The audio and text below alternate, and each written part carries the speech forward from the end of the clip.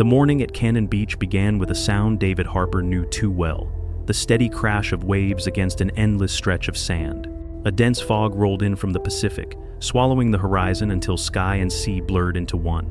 For David, a Vietnam veteran nearing 60, this was more than scenery, it was ritual, survival. For 5 straight years, nothing had broken this pattern. Every dawn he laced his worn boots, shrugged into a faded flannel, and walked the same 2-mile stretch with his German shepherd, Duke. Together they carved 2 parallel lines in the wet sand, a soldier and his dog pacing out silence like a prayer. The cabin he lived in was little more than timber and stone tucked behind the pines. Not much comfort, but it was his fortress. David rarely went into town. He avoided crowds, sidestepped talk of war, dodged pitying eyes. Only Duke breached the walls. Rescued from a shelter at 3 years old, the big shepherd had silver streaks across his chest and paws, as if frost had touched him early. He was steady, unshakable, pressing his head against David's hand when nightmares dragged him down, sprawling across his boots to anchor him in the dark. If anything kept David from vanishing into his ghosts, it was this dog. That morning began like all the others. Their steps crunched against damp sand, Duke pacing easily at David's side, ears relaxed, eyes scanning the mist. The air was cold and heavy with salt. Predictably. Safe. Until Duke froze. David took 2 more steps before realizing his companion wasn't beside him. He turned. 10 yards back, the shepherd stood rigid, head low, ears sharp, eyes locked on the fog to the right, toward a rocky cove they never visited. "Duke," David called, voice rough from disuse. "Come on, boy." Normally, 1 word was enough, but Duke didn't move. His muscles were tight as steel cables, a low growl rumbling from deep in his chest. Not aggression, something stranger, like warning. A prickle ran down David's spine. In 5 years, Duke had never broken their rhythm. To see him defy it now felt like the ground shifting under his boots. He walked back, laid a hand on the dog's back. The fur bristled under his palm. "Easy," he murmured. But Duke wasn't calming. Instead, he loosed a single sharp bark that cut through the fog like a flare. "Nothing there," David muttered, pulling the leash. But Duke planted his paws in the sand, then pulled harder than ever before, toward the cove. Damn it! David's jaw clenched. He hated uncertainty. He had built this quiet life to banish it. But Duke's eyes, urgent and insistent, left him no choice. The cove swallowed them in deeper fog. Black rocks loomed like ancient sentinels. The air was stiller here, broken only by the drip of water and the dog's heavy panting. Duke lunged at a mound, washed ashore, a mess of tangled fishing nets, floats, and seaweed. He clawed furiously, sand flying. "Hold on, boy!" David bent beside him, tugging at stiff ropes and kelp. His fingers closed around something hard, metallic. He pulled. A military canteen slid free, caked with salt and sand. Aluminum, dented, scarred, heavier than it should be. He turned it over in his hands, breath-catching. The surface was carved, every inch. Not random scratches, deliberate etchings. A village of palm trees and huts. The figure of a woman cradling a child. Lines of script he couldn't read, flowing and intricate. The sight cut through him. Someone had poured memory, grief, and obsession into this metal. Someone had turned a soldier's tool into a diary. The waves crashed harder against the rocks, as if trying to claim it back. David stared at the carvings, and memories surged unbidden smoke, fire, the face of a girl frozen in terror before vanishing into chaos. He staggered to his feet, clutching the canteen, heart thudding. Duke stood close, eyes fixed on him, chest rising and falling with heavy breaths. "What the hell did we just find, huh, boy?" David whispered. He looked back toward the ocean. The fog pressed closer, thick and silent. And then, faint as a whisper carried on the wind, he thought he heard a voice, not in English, not in words he understood, but insistent, calling. And it felt like it was calling his name. The cabin smelled of damp wood and salt when David stepped inside with the weight of the canteen in his hand. The storm-gray light from outside filtered through the tall windows, washing the room in pale shadows. He set the relic on the oak table as though it might leap from his grip if he held it any longer. For a long moment, he simply stared. It looked out of place against the familiar clutter, the stack of dog-eared paperbacks, the battered coffee mug, the firewood piled beside the hearth. Everything in this cabin belonged to his exile, his chosen silence. But this canteen, it carried noise, memory, voices from another world. Duke paced restlessly near the table, tail flicking, eyes never leaving the object. The dog's stance was calm now, no growl, but the watchfulness was absolute. He had led David to it, and David felt, in some way he couldn't yet explain, that Duke wouldn't rest until he understood what it was. He lowered himself into the chair opposite the canteen. He leaned close, tracing a finger along the carvings. They were astonishing in their detail. Not the crude marks of a bored soldier, but deliberate, patient, obsessed. He followed the lines of a village with palm trees, roofs of thatch. He saw the figure of a woman clutching a child, her face etched with desperation even in the simple strokes. His throat tightened. He turned the canteen, revealing more script, not English, not anything he knew, but beautiful. Curling letters, Vietnamese. The word itself stirred something deep in his chest, a place he had tried to lock away. Vietnam. He sat back sharply, raking a hand through his graying hair. Why here? Why now? The canteen glinted faintly in the dim light, as if mocking his hesitation. He reached for the cap, testing the corroded metal. It didn't budge. He twisted harder, gritting his teeth until his knuckles went white. Nothing. He cursed under his breath, ready to set it aside. That's when Duke padded forward, resting his muzzle on the table, pressing his nose gently against the cap. Then he looked up at David with a gaze that was almost human, insistent, patient. David blinked, then leaned in closer. He noticed a faint line just below the neck. Not a crack from damage, but a seam. He repositioned his grip, hands firm around both neck and body, and twisted. At first, nothing. Then, with a grinding squeal, the top gave way. The metal shrieked like a door opening after decades of rust. David froze, chest hammering. He lifted the piece away, peered inside. The hollow smelled of salt and age. Something rested at the bottom, a bundle of fabric, green and faded. With trembling fingers, he drew it out. It was parachute cloth, wrapped tightly around something small and cylindrical. He unfolded it layer by layer, breath shallow, until a tiny glass vial lay in his palm, 3 inches long, sealed with amber-colored beeswax. His hands shook as he tilted it toward the light. Inside, curled and delicate as a sleeping moth, was a roll of yellowed paper. For a moment, he could do nothing but stare. He had carried 1,000 letters in his time notes from home, orders from command, scribbles passed between men in muddy foxholes. But never something like this. Something meant to be sealed away, hidden from the world, entrusted to the sea. Duke let out a low whine, breaking the trance. "All right," David whispered. "Let's see what you've brought us." He fetched a small paring knife from the kitchen drawer, its edge worn thin from years of use. With painstaking care, he chipped away the hardened wax. Flakes fell onto the table like amber snow. He worked slowly, terrified that one slip would crack the glass, destroy the message forever. Half an hour passed before the seal finally yielded. A crumbling cork appeared beneath. He twisted gently, and with a soft pop, the vial exhaled the scent of time itself. Must. Paper. Something trapped for years. He inverted it, and the scroll slid into his palm. Fragile, ivory-colored, almost translucent. He unrolled it with infinite care, each movement deliberate, terrified the paper would disintegrate. Lines of ink blossomed across the page, black still sharp despite the decades. Elegant script flowed from top to bottom. Vietnamese. David's heart sank. He couldn't read a single line. He stared helplessly at the walls of unfamiliar letters, frustration and disappointment crashing over him like surf against rocks. The voice was here, inches from him, but locked behind a barrier he couldn't break. And then he saw it. At the bottom, tucked beneath the final line, were 2 words written in English. Hesitant, almost ashamed. "Forgive me." The words punched through him like shrapnel. His breath hitched, eyes stinging. He had whispered those same words to the dark for years, into his pillow at night, into the ocean wind on this very beach. "Forgive me." His hands shook harder. He scanned upward, searching for anything else familiar. Near the top, in the first paragraph, another phrase stood out, written carefully among the foreign script. Quang Tri. His stomach dropped. Quang Tri. The name hit like a hammer. The northernmost province of South Vietnam. The front line. Easter Offensive, 1972. He had been there. 6 months of hell. He could taste the grit of dust, hear the artillery, smell the jungle rot just from the name alone. Whoever had written this unknown soldier had stood on the same ground. David pressed a fist to his forehead, forcing his breathing to steady. He could not understand the words, but he could feel them.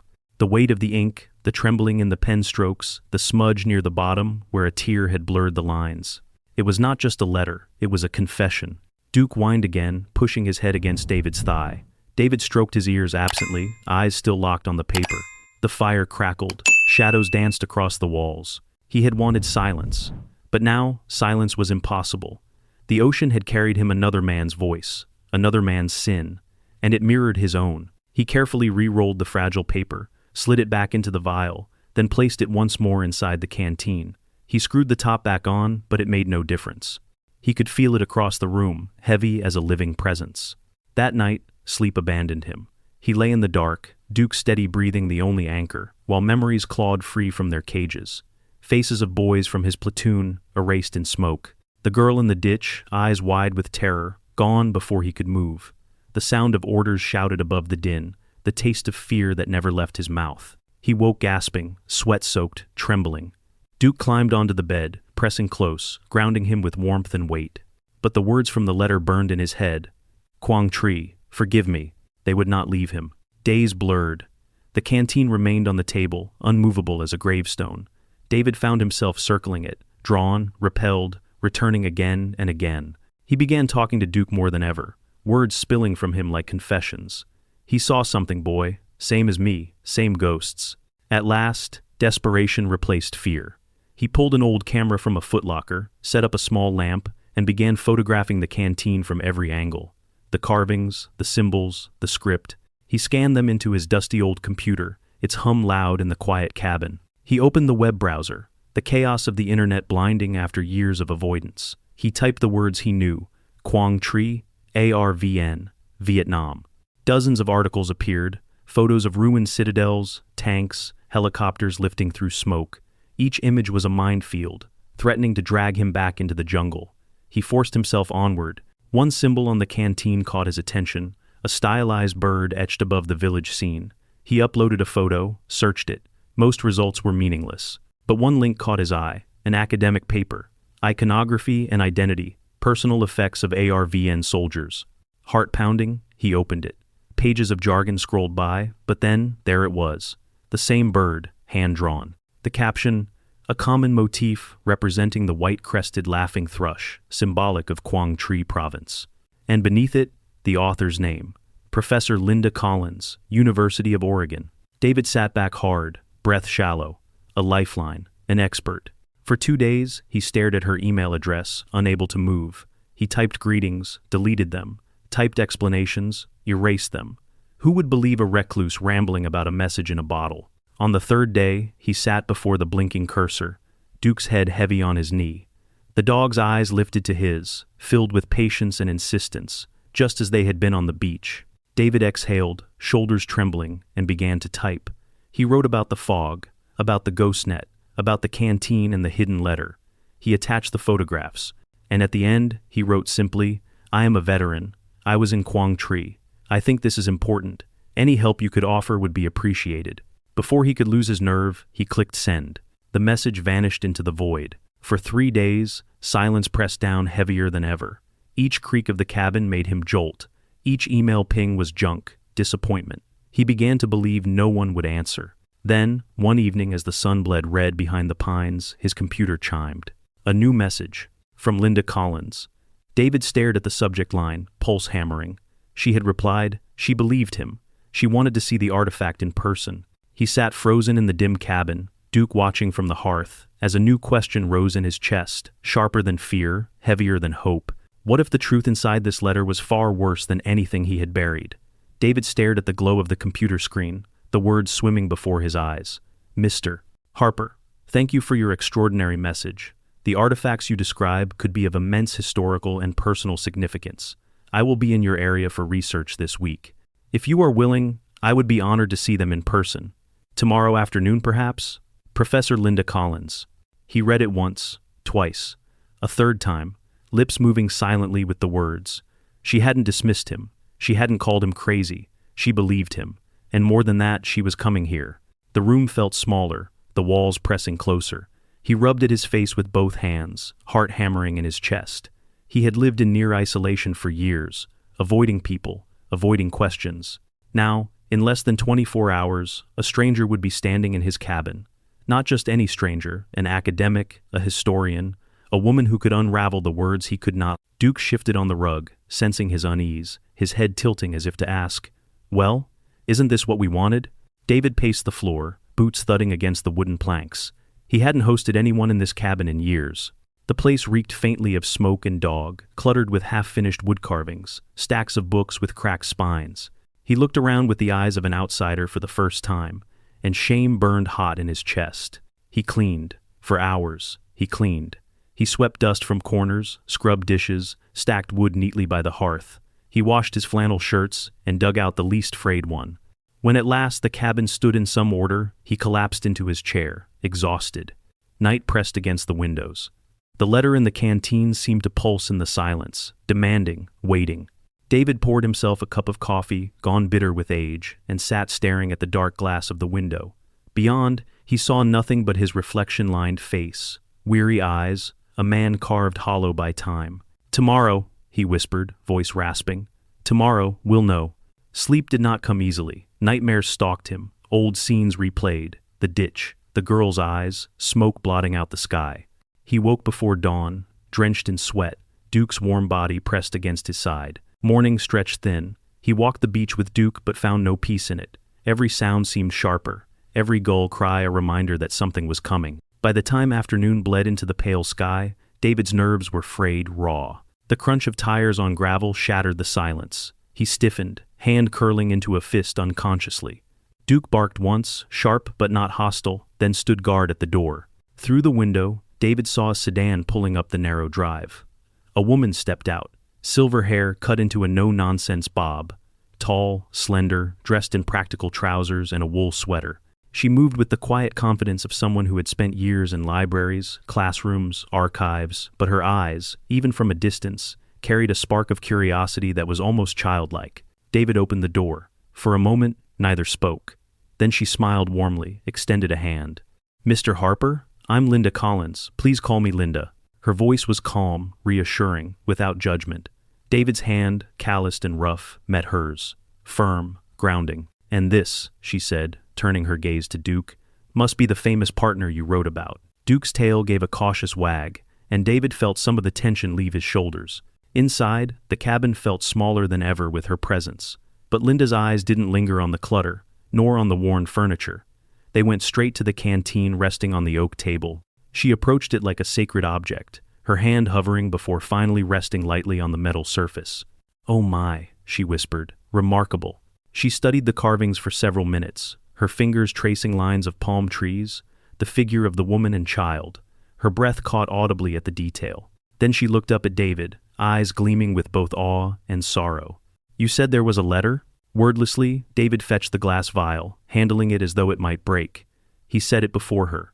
She bent close, examining the wax remnants, the fragile scroll inside. "He wanted this to survive," she murmured, almost to herself. "He went to great lengths."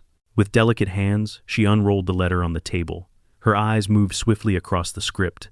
Silence thickened in the cabin, broken only by the ticking of an old clock and the faint hiss of the fire. David studied her face, searching for answers in every flicker of her brow, every twitch of her lips.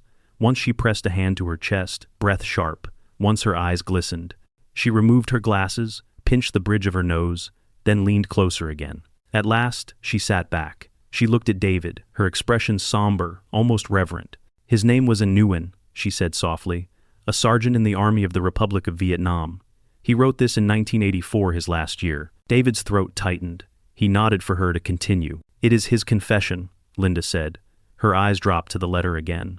During the retreat from Quang Tri in 1972, his unit was being overrun.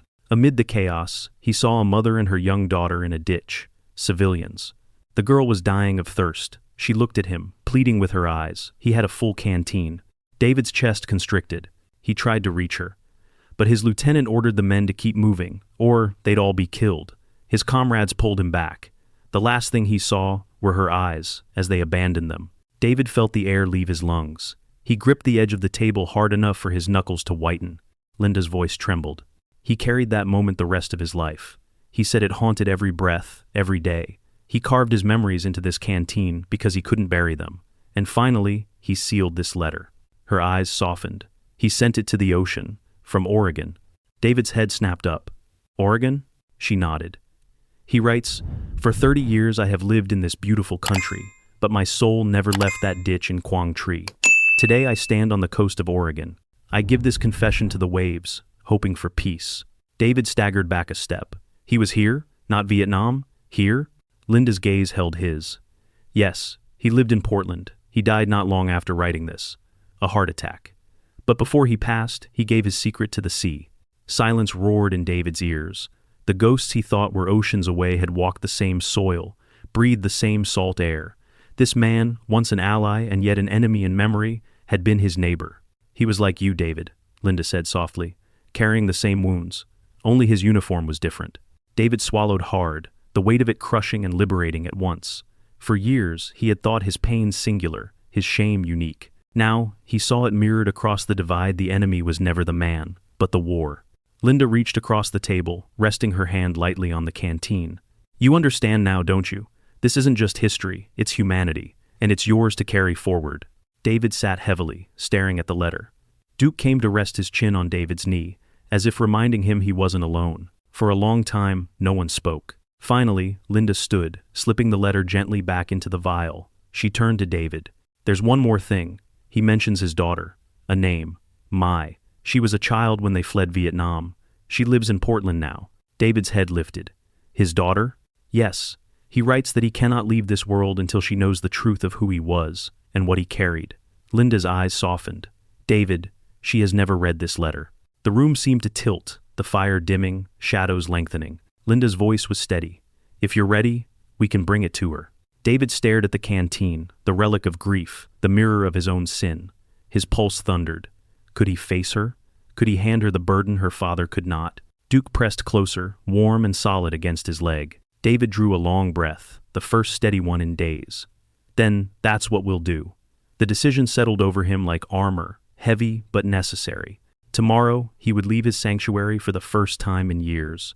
Tomorrow, he would face the daughter of the man whose confession had found him. But as the firelight flickered across the cabin walls, David couldn't shake one thought, sharp as a blade. What if she didn't want to know? The truck's engine coughed awake after months of quiet. Rust flaked from the hood, the frame rattled, but it held steady as David gripped the steering wheel. Duke sat in the passenger seat, chest broad, ears pricked, tail thumping against the cracked leather. He was ready. David, less so.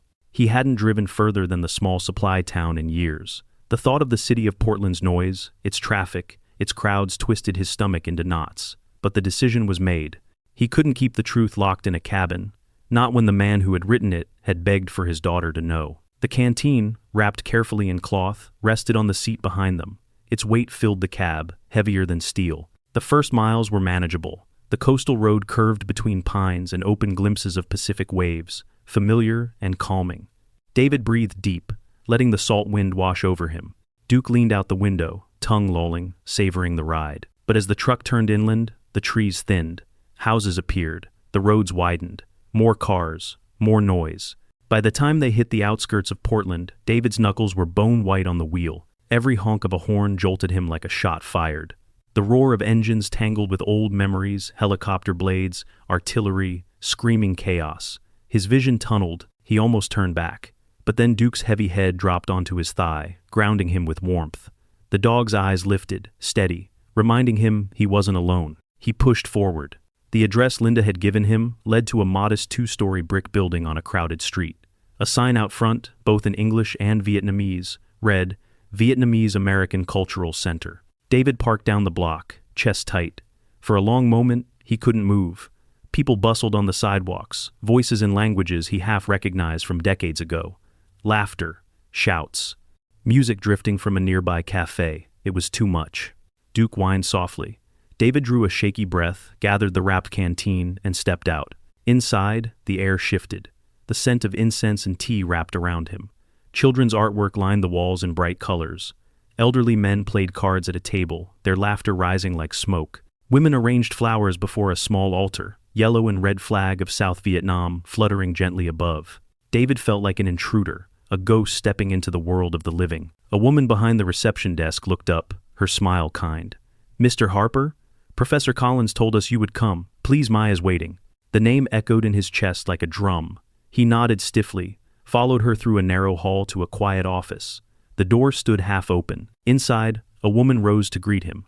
Mid-30s, slender, long black hair falling past her shoulders. She wore a simple blouse, her eyes almond-shaped, intelligent, shadowed with quiet sorrow. She spoke softly, her accent gentle. "Mr. Harper, I am Mai Nguyen. Thank you for coming." Her presence held both fragility and strength, like porcelain fired in flame. David swallowed hard. "Thank you for seeing me." His voice sounded foreign, rough. They sat across from each other. The space between them was filled with silence, thick enough to choke. Finally, David reached into the cloth and set the canteen on the table between them. Mai gasped. Her hand flew to her mouth, her eyes widened, filling with tears. For a moment, she didn't breathe. "That!" Her voice cracked. She reached forward, fingers trembling, hovering just above the carved surface, as though afraid to touch it. "That was my father's."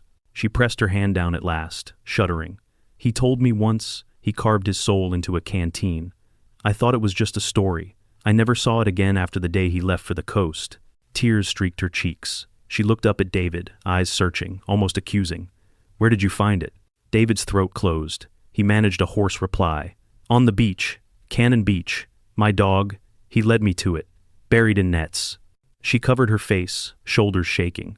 For several minutes, the room filled only with her quiet sobs. David sat frozen, unsure if he had done the right thing, if he had opened an old wound instead of healing one. Duke shifted closer, resting his head against David's knee, grounding him again. At last, Mai straightened, wiping her cheeks, her breath still unsteady. She looked at him with eyes that held both pain and gratitude. "You have his letter, don't you?" David nodded slowly. "Yes. May I read it?" The question pierced him. He glanced at the cloth bundle, at the fragile scroll within. The words inside were heavy: confession, shame, regret. He had lived long enough with guilt to know what it could do to a person. Did she deserve that burden? He opened his mouth to answer, but the words stuck. His silence stretched. Mai's voice softened, though steel threaded it. "Mr. Harper, I lived my whole life not knowing why my father carried such sorrow. If he wrote those words, they belonged to me. Please." David's hands trembled as he unwrapped the vial, slid the fragile scroll free, and laid it gently on the table. Mai reached out, fingers brushing the brittle paper. Her lips trembled as her eyes began to move across the lines of Vietnamese script. Minutes passed. Her tears fell silently onto the desk. Her shoulders rose and fell with each shaky breath. Once she pressed her palm to her chest, as if the weight inside her might crush her ribs. David looked away, guilt pressing on him. He had brought her this pain. At last, she spoke, voice hoarse. He carried this for so long, alone. She touched the words lightly, almost caressing them. All he wanted was forgiveness. She looked at David, and for the first time, her gaze was not accusing, but searching. "You were there, in Quang Tri." David stiffened. "Yes. Then you understand." The words struck deeper than she knew. He nodded once, unable to speak. She closed her eyes, drew a trembling breath. "Thank you for bringing this to me. Even if it hurts, I needed to know." David rose slowly. His legs felt unsteady, his chest hollow. He had delivered the letter. His task, perhaps, was done. But as he turned to leave, Mai's voice stopped him. "There's something you should see." She crossed to a small shelf, pulled down a leather-bound album, and opened it. Photographs. Her father in uniform, young and proud. Later, her father in Portland, older, lined with sorrow but smiling faintly as he held her hand. She turned another page. A photo of a group of Vietnamese veterans at a gathering in the 1980s, their faces weary but alive with recognition. "This is the only part of him I had," she whispered. "Now I have his words. And you were there too." Her eyes lifted to his. "Do you see, Mr. Harper? You are part of this story now. Not just him, not just me, you." David's chest tightened, emotions colliding in a storm he could barely name. Duke barked once, softly, as if to punctuate the truth. As David left the center that evening, the sun bled orange across Portland's skyline. The letter, the canteen, the daughter, all of it burned in his chest like fire. He had delivered the relic, but the story was far from finished. Because, as he reached his truck, a shadow stepped from the alley across the street.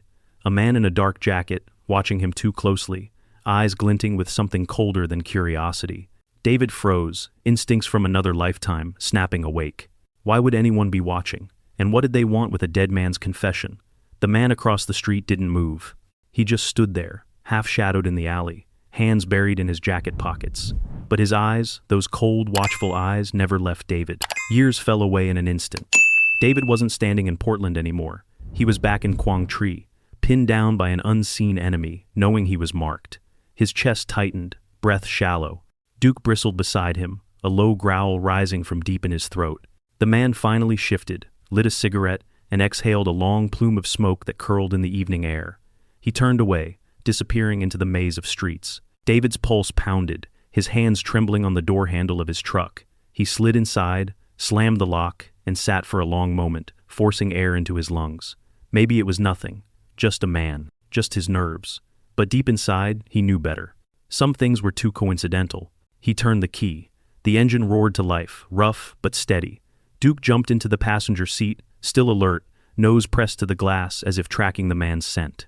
David pulled into traffic, his eyes scanning every mirror, every car that lingered too close.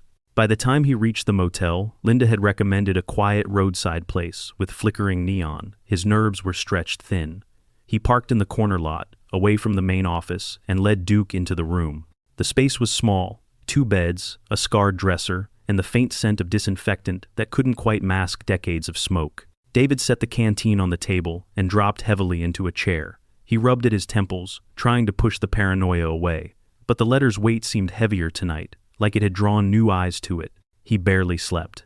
Every sound, the buzz of the neon sign outside, the creak of footsteps in the hallway, the distant rumble of trucks jerked him awake. Duke kept watch at the door, ears twitching at each noise. Morning came slow, gray light filtering through the thin curtains. David took Duke for a walk around the block, scanning faces, alleys, cars. Nothing seemed out of place, but his gut still churned. Later, over coffee at a small diner, Linda arrived. She looked tired, though her eyes sparked with the same determination as before. She slid into the booth across from him, hands clasped around a steaming cup. "You look like you didn't sleep," she said gently. "Didn't," David muttered. She studied him for a moment. Something happened. He hesitated, then leaned closer. "Last night, after I left the center, a man was watching me. Didn't say anything, just watching. Then gone." Linda frowned. "Describe him." "Tall, dark jacket, eyes like he knew something." Her lips pressed into a thin line. "It could be nothing. But if it isn't?" She trailed off, her gaze shifting to the canteen wrapped beside him. David's jaw tightened. "You think someone doesn't want this story out?" Linda nodded slowly. "History has teeth, David, and the Vietnam War left more scars than either of us can count. Some people buried things they never wanted uncovered." The words hung heavy between them. David's hand found Duke's fur under the table, grounding himself. "Then, what do we do?" "We keep going," Linda said firmly. "This letter belongs with Mai, and the truth, it belongs to history." They ate little. David's appetite was gone, replaced with a gnawing unease. When they stepped back into the street, his eyes swept the block again. Cars, people, nothing unusual. But still, he felt it. They drove separately, Linda following his truck back toward the cultural center. When they arrived, Mai greeted them with cautious warmth. She had dark circles under her eyes, as though the letter had followed her into her dreams too. She ushered them into her office, closing the door. "I've read it again and again," she confessed. "I see my father's pain in every line. But I also see something else. He mentions other men. An order given. A superior officer who forced them to leave civilians behind. He never wrote the name, only initials. CM. David stiffened. His mind spun through a catalog of faces and names from that year. Men in command. Advisors. Americans. Vietnamese. CM. The letters pulsed like a riddle in his head. Mai leaned forward. "Do you know who that could be?" David shook his head slowly. "Not yet." Linda tapped the table lightly. "Then we find out. Military records, archives, veterans' testimonies, someone will remember. If your father left those initials, it was for a reason." The search began that afternoon. Linda pulled strings with old colleagues at the university, digging through databases and scanned documents. Mai called contacts in the community, elders who had once fought or served alongside ARVN. David sat in silence, turning the letters CM over and over in his head until they blurred. By evening, one lead surfaced. A retired ARVN officer recalled a Captain Charles Mercer, an American advisor, attached to units in Quang Tri during 1972. The name hit David like a blow. He remembered Mercer, sharp uniform, cold eyes, voice that cut through gunfire with brutal commands. He had been respected, feared, but never trusted. "He's still alive," Linda said, her voice hushed. "Lives near Salem, retired quietly after the war." The room stilled. Mai's eyes burned. If he was the one who gave the order, then he holds the truth my father carried. David's pulse thundered. The thought of facing Mercer, of looking into the eyes of a man who might have condemned civilians to die, twisted something deep inside him. But another thought chilled him even more. If Mercer still lived, perhaps he wasn't the only one who wanted the past to stay buried. Duke's ears perked suddenly. A soft sound outside the office window. Footsteps. David moved to the blinds, lifted them just enough to peer through. Across the street, a car sat idling. Behind the wheel he saw him, the same man from last night, smoking, watching. David's chest tightened. He turned back to Mai and Linda, his voice low. We're not alone in this. The letter had led them to a name, Captain Charles Mercer, a living thread to the day in Quang Tri that had destroyed a Nguyen and scarred David forever. But as the idling car outside lingered, headlights cutting through the dusk, David understood something else. The past wasn't just haunting them, it was hunting them. And the question that burned hotter than fear: how far would someone go to keep Mercer's name hidden? The car outside idled for another 10 minutes, its engine humming low like a predator's growl. Through the blinds, David watched the faint glow of a cigarette flare, then die. The figure behind the wheel never moved, never looked away. Finally, the engine revved. The car pulled from the curb, disappearing into the deepening dusk. Only then did David let the blinds fall back. His hand trembled slightly as he exhaled. Duke stayed pressed against his leg, muscles taut, ears pricked toward the street. Mai's voice broke the silence, hushed and brittle. That man, he was waiting for us. Linda folded her arms, her expression tight. And he'll be back. Whoever he is, he knows about us now. David rubbed a hand over his jaw. His mind spun with old instincts, maps of danger forming in his head. He had been trained to survive ambushes, to expect eyes in the tree line. The war might have ended decades ago, but tonight it felt as though it had never left him. We can't stay still, he muttered, not with Mercer's name out there. Mai leaned forward, her face pale but determined. Then we go to him. We ask Captain Mercer what he remembers, what he did. David's gut clenched at the name. He remembered Mercer's clipped commands, his cold precision. A man who followed orders by the book, no matter the human cost. A man whose decisions had seared themselves into the lives of those under him. You think he'll talk? David asked. Mai's gaze sharpened. He has to. Linda placed a steadying hand on the table. If Mercer is alive, he may hold the final piece of Nguyen's confession, but we need to be careful. If someone is watching, they're watching because of him. The three of them sat in heavy silence. The decision settled in the room like smoke. They had to face Mercer. That night, David barely slept. He lay awake in the motel room, Duke's breathing steady beside him. Every groan of the building, every car rolling by outside, made his muscles tighten. But it wasn't fear alone that kept him awake, it was memory. Mercer's voice came back to him, carried on smoke and fire. Keep moving, Harper. Leave them. Orders are orders. And the girl's eyes. Always the girl's eyes. By dawn, David knew he couldn't run anymore. They set out mid-morning, Linda at the wheel of her sedan, David following in his truck with Duke riding shotgun. The road to Salem wound through fields and forests, golden with late summer light. It should have been peaceful, but David's eyes never left the mirrors. Twice, he thought he saw the same dark sedan lingering behind them. Once, in the distance on the highway. Later, pulling off at an exit only when they did. His chest tightened each time, but the car vanished into traffic before he could be sure. By the time they reached Salem, David's nerves were coiled tight. Mercer's address led them to a quiet suburb on the edge of town. A single-story house with peeling paint, a sagging porch, and blinds drawn tight against the day. The lawn had gone to weeds. It looked like a place where someone had closed the door on the world years ago. David parked across the street. He and Linda exchanged a glance in the mirrors. Mai sat in Linda's passenger seat, her hands clenched in her lap. You ready? Linda asked softly. Mai nodded once, her jaw set. David stepped from the truck, Duke padding at his side. His boots crunched on the gravel walk as they crossed to the porch. He knocked once, twice. Silence. Then, slow footsteps inside. The door creaked open. A man stood there, late 70s now, but still tall, shoulders squared with military stiffness. His hair was white, his face lined, his eyes pale and sharp as glass. Captain Charles Mercer? Linda asked. His gaze swept over them, lingering on David. For a long beat, recognition flickered there. You're Harper, Mercer said flatly. From Quang Tri. The words hit like a blow. David's mouth went dry. Yes. Mercer's eyes slid to the canteen in David's hands. His expression hardened. Where did you get that? David swallowed. From the coast. It belonged to Sergeant Nguyen. We read his letter. At the name, Mercer's jaw tightened. His hand gripped the doorframe until his knuckles whitened. "I don't talk about Quang Tri," Mercer said. His voice was iron. "That's finished." Mai stepped forward, her voice trembling but fierce. "It wasn't finished for my father. He wrote that letter because of you." For the first time, Mercer faltered. His eyes flicked to hers, then away. "You're his daughter," he murmured. "Yes," she said, "and I deserve to know the truth." Mercer's lips thinned. "The truth is complicated." David felt anger rise in his chest. "The truth is, you gave the order to leave them. Women, children, a girl with her hands out for water." Mercer's face twisted, years of suppressed emotion breaking through for just a second.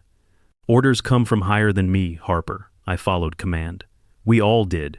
"Does that wash the blood off your hands?" David shot back. The silence that followed was thick, suffocating. Mercer's shoulders slumped. For a moment, the rigid officer disappeared, replaced by an old man weighed down by ghosts. "I told them to move," he said quietly, "because if we stayed, none of us would have made it out alive. But I see her eyes every night. The girl. I see her eyes." Mai's face crumpled, tears streaking down her cheeks. "So, you admit it. You left them." Mercer closed his eyes. "Yes, and it damned me every day since." For a long moment, no one moved. The sound of a lawnmower droned distantly down the street, ordinary life oblivious to the storm breaking on this porch. Finally, Mercer opened his eyes, meeting David's gaze. "Whatever was in that letter, it's true. But there's more. Things your father couldn't write. Files, reports, names. They kept it all hidden." David frowned. "Who?" Mercer's eyes darted past them, scanning the street. His voice dropped. "Not here. It isn't safe. They've been watching me too. If you want answers, you'll have to come back tonight. Alone." He stepped back, closing the door with a final look that carried both warning and plea. The porch creaked under David's boots as he stepped away. His pulse pounded, thoughts colliding. Back at the cars, Linda's face was pale. "He knows more. He's hiding something," David muttered. Mai wiped at her tears, her voice ragged. "He admitted it. That's all I needed." But her eyes betrayed, more questions burning, wounds still open. As they prepared to leave, David glanced once more at the house. The blinds twitched, just barely. Someone was still watching from inside. They drove back to the motel in tense silence. That night, as David sat in the dark with Duke at his feet, a noise outside shattered the stillness, tires crunching gravel, a car idling too long beneath the window. David moved to the curtain, pulled it back an inch. Headlights glared through the glass. A dark sedan, the same one. The engine cut. The door opened. A figure stepped out. David's breath caught as the silhouette moved closer to the motel room door. Duke growled low, teeth bared, ready. It wasn't Mercer. It wasn't a neighbor. Someone else had followed them here. And as the knock came sharp, deliberate, echoing through the thin walls, David knew the past was no longer a secret between a few haunted souls. The past had found them. But the question that froze his blood, was it coming to silence them, or to demand something even worse? The knock came again, harder this time. Duke's growl deepened, reverberating through the small motel room. The hair on his neck bristled, his eyes fixed on the door like he was staring down an enemy trench. David's pulse hammered. He moved silently, years of instinct pulling him back into the rhythm of combat. He glanced around the room, no weapon but the heavy lamp by the bed. He lifted it, gripping the base like a club. The knock turned into a voice, low but clear. "Mr. Harper, please, I just want to talk." David froze. He didn't recognize it. Not Mercer. Not anyone he knew. "Step back," he whispered to Duke. The shepherd didn't budge. "Who are you?" David barked toward the door. A pause. Then, "My name is Daniel Brooks. I'm a journalist." Silence thickened. David exchanged a glance with Duke, then inched closer. He pressed his shoulder to the wall beside the door. "Journalist? Why follow me?" "Because of that canteen," Brooks said. His voice trembled, not with fear, but with urgency. "I've been tracing stories like this for years, hidden accounts from Vietnam, and I think your letter ties into something larger. Please, just hear me out." David hesitated. Then he cracked the door open an inch, chain still latched. The man outside was younger than he expected. Mid-30s, maybe, with a thin beard and tired eyes. He wore a wrinkled jacket, a notebook clutched in one hand. He looked more like a grad student than a threat. David studied him for a long moment. Then he shut the door, unlatched the chain, and opened it again. Lamp still raised. Inside, slow. Brooks obeyed, stepping into the dim room with careful movements. His eyes flicked instantly to the canteen on the table. He swallowed hard. That's it, isn't it? David said nothing. Duke stalked forward, planting himself between the stranger and the relic. Brooks lifted his hand slightly. I mean no harm. I'm not here to take it. I just need to understand. David's eyes narrowed. Then talk.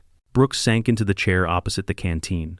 He ran a hand over his face, collecting himself. For years I've been following rumors about confessions, letters, artifacts from the war that never reached daylight. Most were rumors, some were destroyed, but this survived. And I know why people are watching you. David stiffened. Who? Brooks's gaze hardened. There are men, Americans, and Vietnamese who built their careers on silence.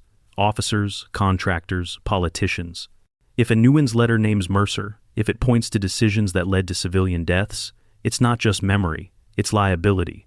They don't want it told. David felt heat rising in his chest. So what? They'll come after us to keep the war buried? Brooks leaned forward. They already are. You're not paranoid, Mr. Harper. The man watching you? I've seen him too. He's no random stranger. Linda's voice came sharp from the doorway. David hadn't even heard her enter. Then who is he? Brooks turned, startled. Private security, former military. I've tracked him to jobs, cleaning up stories that never made it to print. If he's here, it means Mercer isn't the only one with skin in the game. Mai entered behind Linda, her face pale but defiant. My father's pain, his truth is not theirs to erase. Brooks's gaze softened at her words. Then you need to move fast. Mercer has records. He hinted at it, didn't he? David frowned. How do you know? Brooks tapped his notebook. Because I interviewed 2 men years ago who served under him. Both said Mercer kept files, reports he never turned in. Maybe because he knew the truth would sink him too. If those files exist, they'll either prove your father's story or destroy what's left of Mercer's reputation. The room fell silent. David finally spoke, voice low, firm. Then we see Mercer tonight. He asked me to come back. Alone. No, Mai said sharply. Not alone. You can't trust him. Linda's eyes narrowed. And we can't trust that you'll come back alive if someone else gets there first. David looked at Duke, who sat watching him, brown eyes steady and unblinking. We go together, David said. Night fell thick and heavy over Salem. The street where Mercer lived was quiet, houses shuttered, windows glowing faintly with televisions and lamplight. David parked half a block down. Linda, Mai, and Brooks waited in the sedan. Duke stayed pressed to David's leg as they approached the house. The porch light was off. The blinds were drawn. David knocked once. Twice. No answer. His stomach knotted. He knocked again, harder. Mercer. The silence stretched. Then footsteps. Slow. Uneven. The door opened. Mercer stood there, face ashen, eyes darting past them to the street. Sweat beaded his brow, though the night air was cool. You shouldn't have come, he whispered. You asked me to, David shot back. Mercer's hand trembled on the doorframe. They know. They know I talked to you. They'll come tonight. Mai stepped forward, voice breaking. Then give us the files. Now, before they take them. Mercer's eyes flicked to her, softened briefly. Then he shook his head. It's not that simple. The files. He broke off, swallowing. They're hidden, not here. Where? David demanded. Mercer opened his mouth, then stiffened. His eyes widened, fixed on something over David's shoulder. David spun. A dark sedan rolled slowly down the street, headlights off. It stopped at the curb. 2 figures stepped out, silhouettes hard and deliberate. Inside, David barked. He pushed Mercer back, Duke lunging beside him. They stumbled into the living room, Linda and Mai rushing in after. Brooks slammed the door. Mercer's hands shook as he reached for a drawer, pulling free an old revolver. His eyes burned with a soldier's desperation. It's happening again, he muttered, just like Quang Tri. The knock came, loud and final. Open up, a voice ordered. Cold. Professional. Duke growled, teeth bared. David raised the revolver Mercer had handed him, his heart thundering. The past wasn't memory anymore. It had found them. The living room was silent, but for the ticking of a clock and the ragged breaths of those inside. The men outside knocked again, harder, echoing like artillery. Mercer's voice trembled as he whispered, If they get the files first, the truth dies with me. And in that moment, David understood tonight was no longer about ghosts. It was about survival. The question that clenched his gut. Would they make it out of this house alive before the past buried them for good? The pounding on the door rattled the frame. Each strike reverberated through the old house, shaking dust from the ceiling. Duke snarled, teeth bared, body taut like a spring. Mercer gripped the revolver with trembling hands. His eyes darted between David, Mai, Linda, and Brooks. They won't leave without what I have, he rasped. They know it'll ruin them. David's voice cut through the panic. Where are the files? Mercer's jaw tightened. Storage unit, edge of town. But if I go, they'll kill me before I get 2 blocks. The pounding stopped. Silence pressed down like a held breath. Then, a voice. Calm, precise, cutting through the wood. Captain Mercer, we just want to talk. Hand over the package, and no one gets hurt. Mai shuddered, her fists clenched. They're lying. Linda nodded grimly. Always. David's muscles coiled. His mind mapped escape routes, angles, cover. Old instincts slid back into place like gears in a machine. Basement? He asked Mercer. Mercer shook his head. No exit. Back window? Mercer nodded once. Kitchen. David turned to Linda and Mai. You two go first. Brooks, you're with them. Duke and I'll cover. No, Mai whispered fiercely. I won't leave without the truth. David met her eyes. You'll get it, but you can't carry it if you're dead. She hesitated, then nodded, tears shining in her eyes. The pounding resumed this time, with the splintering crack of a shoulder driving against the wood. The doorframe groaned. Go, David barked. Linda grabbed Mai's arm, dragging her toward the kitchen. Brooks stumbled after, clutching his notebook like a lifeline. David planted himself by the door. Revolver raised, Duke pressed to his side. Mercer hovered nearby, his own weapon shaking. The door gave way with a thunderous crack. Splinters exploded across the floor. 2 men in dark jackets surged inside, weapons drawn. Their faces were hard, eyes flat. David fired once, the shot booming through the living room. A bullet tore into the frame, forcing the intruders to dive for cover. Duke lunged forward, teeth snapping, driving them back. Out the back! David shouted. Mercer stumbled after the others, his face ashen. David fired again, driving the men deeper into the entryway. He grabbed Duke's collar and retreated toward the kitchen. They burst into the night air. Linda's sedan sat idling in the drive, doors open. Mai and Brooks scrambled inside. Mercer collapsed into the back seat, gasping. David shoved Duke in and slid behind the wheel. Tires screeched as the car fishtailed onto the street. In the mirror, the 2 men sprinted to their sedan. Headlights flared to life. The chase was on. The streets of Salem blurred in streaks of light and shadow. David's hands gripped the wheel, knuckles white, heart pounding. They'll follow us, Brooks shouted. No kidding, David growled. Mercer wheezed in the back seat. The files, unit, on Mill Creek Road. Locker, 34. David slammed the accelerator. Then that's where we're going. Linda clutched the dash, her voice tight. David, they'll expect that. They'll expect me to run, he shot back. But I don't run. The sedan behind closed in, headlights blinding. A gunshot cracked the night, shattering the rear window. Mai screamed, ducking low. Duke barked furiously, lunging at the back glass. David jerked the wheel, swerving hard into a side street. Tires screeched, buildings whipping past. The pursuing car skidded, overcompensated, then steadied, still behind them. Hold on, David roared. He gunned the engine, barreling through intersections, weaving through traffic. The old sedan shuddered, but it held. Up ahead, a bridge spanned the dark ribbon of Mill Creek. Beyond it, warehouses and storage yards. David's chest tightened. They were almost there. But the headlights behind flared closer, the enemy car drawing alongside. A figure leaned out the window, pistol raised. Duke launched himself across the back seat, snarling. David swerved left. The gunman's shot went wide, ricocheting off a lamppost. Mercer groaned, clutching his chest. Heart, he gasped. It's my heart. David's jaw clenched. He couldn't stop. Not now. The storage facility loomed ahead, chain-link fences glinting under yellow lamps. David screeched into the lot, skidding to a halt outside a row of metal doors. 34, he shouted. Mai jumped out first, racing down the row. Linda and Brooks followed. David yanked Mercer out, half dragging him as the old man's knees buckled. Duke stayed at his side, growling toward the gate. The black sedan screeched in behind them. Doors flew open. The men spilled out, weapons ready. Go! David bellowed. Mai reached locker 34, fumbling with the padlock. Mercer staggered toward her, pulling a key from his pocket with shaking hands. He shoved it into the lock, twisted. The door rattled up, revealing a battered metal trunk. That's it, he rasped. Bullets sparked off the metal walls around them. David dragged Mercer down, returning fire with the revolver. Duke lunged, teeth snapping, driving one of the attackers back behind cover. Mai and Brooks hauled the trunk from the unit, straining with its weight. Linda pulled them toward the car. Get it in, David shouted. They heaved the trunk into the back seat. Linda dove in after, slamming the door. David fired his last round, then dragged Mercer into the passenger seat. Duke leapt in, panting, eyes wild. David floored the accelerator. The sedan roared out of the lot, bullets sparking against its fenders. The attacker's car followed, but slower now, falling behind. They'd won the race for now. They didn't stop until they reached the edge of Portland. David pulled into a deserted lot behind an abandoned warehouse.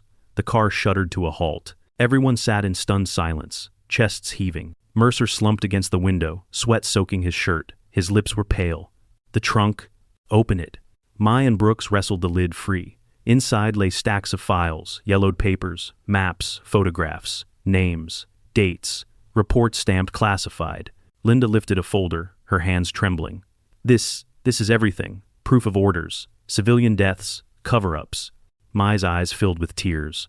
My father wasn't alone. He wasn't crazy. They all knew. David stared at the files, his chest a storm of fury and grief. This is the war we carried.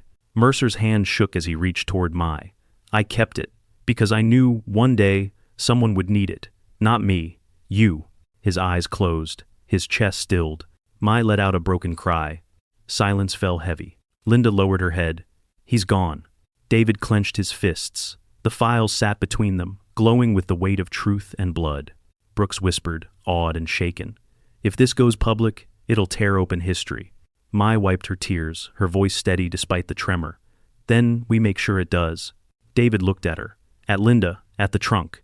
He felt Duke press close, steady, unyielding. For the first time in decades, he felt something shift inside him. Not release, not forgiveness, but a step toward it. We tell it, he said, all of it. The trunk of files sat open, truth stacked in fragile pages. The night pressed close, silent but watchful. David thought of Nguyen, of the girl in the ditch, of Mercer's haunted eyes. The past had spilled out of the ocean and into their hands, demanding voice. But as tires screeched faintly on the distant road, headlights cutting through the dark, David's chest tightened again. Someone else knew.